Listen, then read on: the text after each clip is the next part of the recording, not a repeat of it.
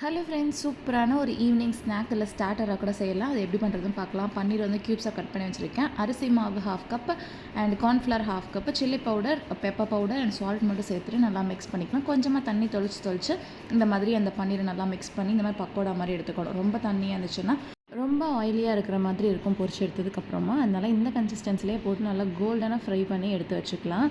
Next இப்போ இதுக்கு ஒரு ஒயிட் சாஸ் மாதிரி பண்ணியிருக்கலாம். அதுக்கு வந்து ஒரு 5-6 கார்லிக்கை க்ரஷ் பண்ணிவிட்டு கருவேப்பிலை அண்ட் பச்சை மிளகாயை குட்டி குட்டியாக சாப் பண்ணி ஆட் பண்ணியிருக்கேன். இந்த பவுடர் பண்ண கேஷ்யூ கூட போட்டுக்கலாம், இல்லைனா லைட்டாக க்ரஷ் பண்ணி கூட போட்டுக்கலாம். அதுக்கு அதை ரெடி பண்ணி வச்சுட்டு அதை ஒரு கப் போல் பால் சேர்த்துட்டு ஒரு பெப்பர் அண்ட் ஆரிகானோ சீசனிங் மட்டும் சேர்த்துட்டு வேணால் சால்ட் வந்து லைட்டாக சேர்த்துட்டு பால் வந்து கொஞ்சம் நல்லா திக்கானதுக்கப்புறமா ஃப்ரை பண்ணி வச்சுருக்க பன்னீரை சேர்த்து ஒரு 2 மினிட்ஸ் நல்லா ஃப்ரை பண்ணிவிட்டு மேலே அப்படியே பவுடர் பண்ண கேஷ்யூஸ் ஆட் பண்ணிக்கலாம். ஃபுல்லாக பவுடர் பண்ணோம்னா இன்னுமே நல்லா திக்காகிடும். நம்ம கொஞ்சம் சங்கி பீசஸாக இருக்கிற மாதிரி போட்டோம்னா சாப்பிட்றப்ப நல்ல ஒரு க்ரன்ச் வரப்போ ரொம்பவே டேஸ்டியாக இருக்கும். ரொம்பவே சிம்பிளான ரெசிபி, கண்டிப்பாக ட்ரை பண்ணி பாருங்கள்.